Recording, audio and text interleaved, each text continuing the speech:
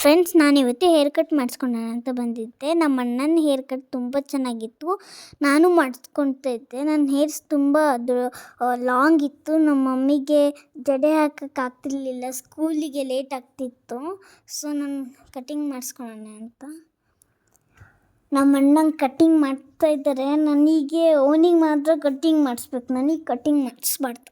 ಆ ಥರ ನನಗೆ ಲಾಂಗ್ ಹೇರ್ಸ್ ತುಂಬ ಇಷ್ಟ. ಅದಕ್ಕೆ ನನ್ನ ಮಮ್ಮಿಗೆ ಫಸ್ಟ್ ಬೇಡ ಬೇಡ ಅಂದೆ, ಆಮೇಲೆ ಮಾಡಿಸ್ಕೊಂಡೆ. ಇವಾಗ ನಮ್ಮ ಅಣ್ಣನ ಕಟ್ಟಿಂಗ್ ನೋಡಿ ಹೆಂಗೆ ಮಾಡ್ತಾಯಿದ್ದೀರಂತ.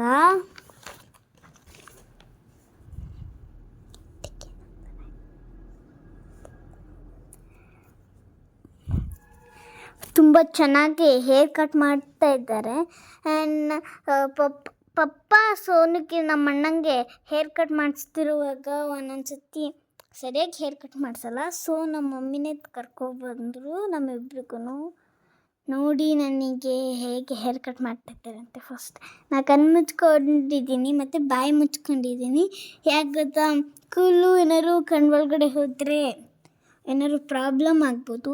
ಸೊ ನಾನು ಕಣ್ಣು ಮುಚ್ಕೊಂಡಿದ್ದೀನಿ, ಬಾಯಿ ಒಳಗಡೆ ಹೋಗುತ್ತಂತ ಹೇಳ್ಬಿಟ್ಟು ನಾನು ಬಾಯಿ ಮುಚ್ಕೊಂಡಿದ್ದೀನಿ. ನನ್ನ ಹೇರ್ಸ್ ಎಷ್ಟು ಉದ್ದ ಇದೆ ನೋಡಿ.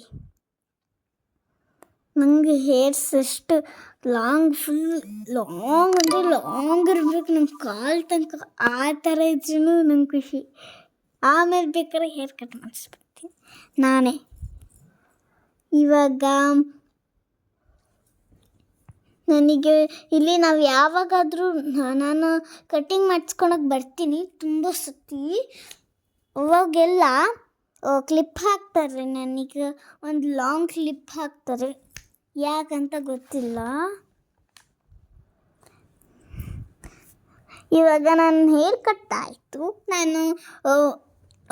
ನಂದು ಹೇರ್ಸ್ ಎಣ್ಣೆ ಹಾಕ್ದಂಗೆ ಆಗಿದೆ. ಸೊ ಅವ್ರು ಹೇರ್ ಡ್ರೈಯರ್ ಮಾಡ್ತಿದ್ದಾರೆ.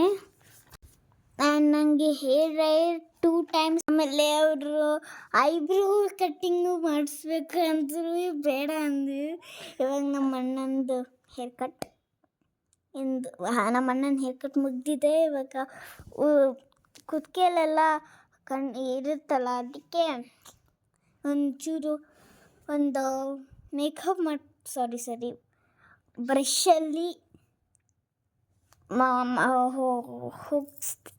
ಈ ಥರ ಮಾಡಿ. ಇವಾಗ ನನ್ನ ಹೇರ್ಸ್ ತುಂಬ ಫಾಲ್ ಆಗಿದೆ ನೋಡಿ. ಇವಾಗ ಕೂದಲು ಒಂದೇ ಸತಿ ಎಳೆದ್ಬಿಟ್ಟಿದ್ರು. ಸೊ ನಂಗೆ ನೋವಾಯ್ತು, ಆದ್ರೂ ತಡ್ಕೊಂಡೆ.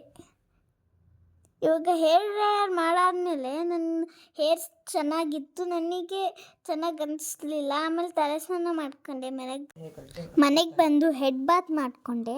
ಆಮೇಲೆ ತುಂಬ ಪ್ರೀತಿಯಾಗಿ ಕಾಣಿಸ್ತಿದ್ದೆ. Like and subscribe for more. Okay, bye. Next ವ್ಲಾಗಲ್ಲಿ ಸಿಗೋಣ. ಅಲ್ಲಿವರೆಗೂ ಬಾಯ್.